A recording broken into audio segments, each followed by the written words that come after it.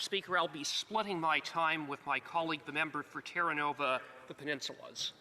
I rise in strong support of the amendment put forward by my colleague, the member for Leeds, Grenville, Thousand Islands, and Rideau Lakes to stop the payment of 20 million tax dollars that would otherwise flow to Maritime Launch Services pursuant to the government's main estimates. This 20 million tax dollars is part of the 10-year, $200 million lease that the Liberals entered into with Maritime Launch Services to lease land that consists of a concrete slab and a gravel parking lot. Don't worry, say the Liberals. They say it's not just any gravel parking lot, it's not just any concrete slab, it's the site of Canada's new sovereign spaceport. Mr. Speaker, needless to say, there are all sorts of questions surrounding this $200 million lease, questions that the Liberals have refused to be transparent about. In fact, the Liberals at virtually every turn have obstructed and refused to answer the most basic of questions. Not only that, they have hid the lease from Canadians. They don't want Canadians to know where 200 million tax dollars are going. Now, what sorts of questions are there in relation to this $200 million lease? Well, to begin with, the government could acquire land for the site of the spaceport in the Canso area for approximately $2.5 million. They could buy land for $2.5 million. But instead, they're leasing land for $20 million a year at a cost of $200 million tax dollars over the span of 10 years. How does that make sense? Now, for Maritime Launch Services, it's a pretty good deal for them because guess what? They don't own the land.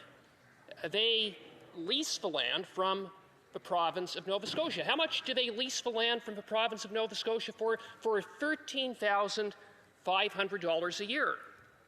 And then they're flipping it to Ottawa at a 1,300% profit.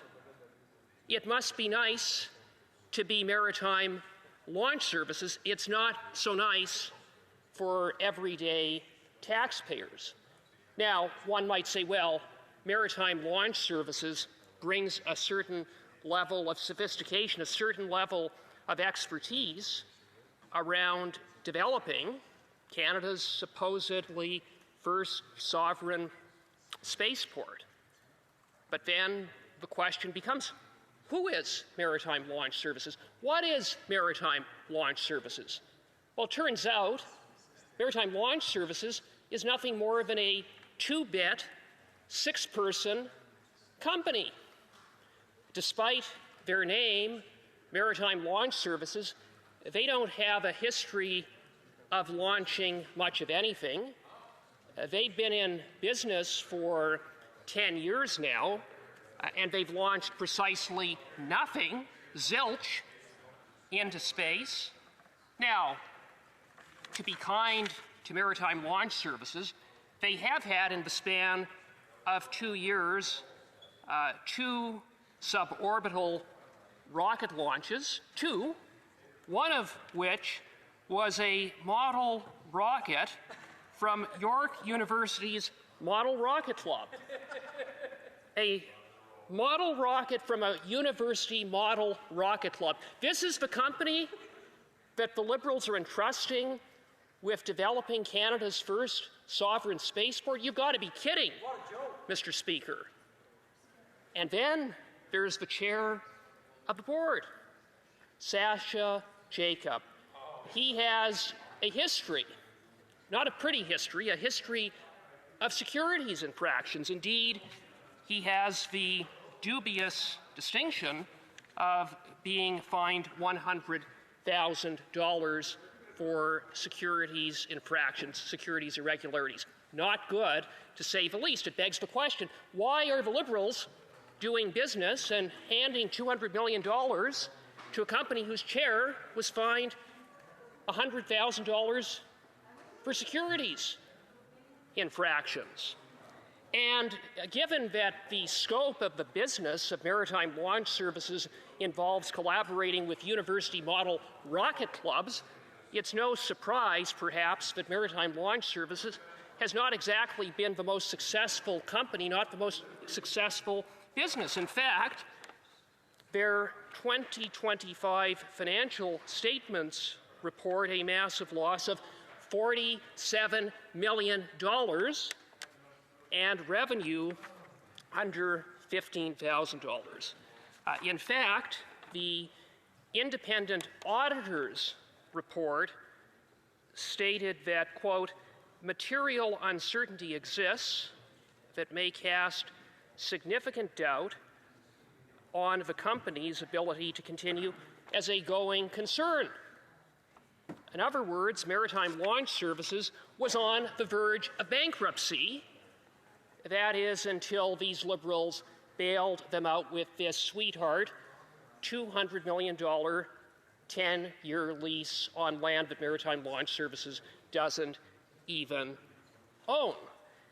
And it really begs the question, how is it possible that a company that has 6 employees, that hasn't launched anything into space, that has a chair of the board with securities infractions, that was on the verge of bankruptcy, managed to land a $200 million lease with the federal government on land that they don't even own, that consists of a concrete slab and a gravel parking lot? Well, the answer to that, of course, with these Liberals, is that Maritime Launch Services is comfortably associated with none other than Liberal insiders. The chair of the board that I referenced, Mr. Jacob, is associated with major Liberal insider Gerald.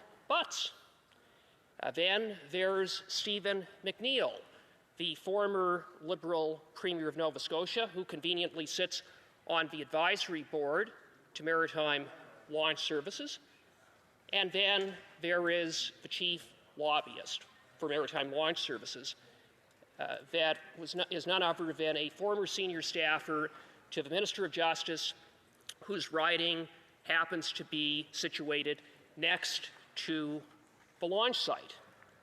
Perhaps that explains how Maritime Launch Services got this sweetheart lease, because this lease isn't about developing Canada's first sovereign spaceport. It's about Liberal insiders getting rich while taxpayers foot the bill.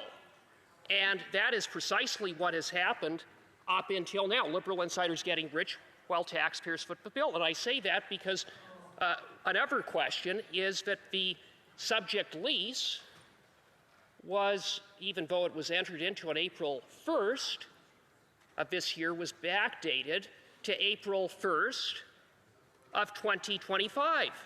Now, why was the lease backdated to 2025?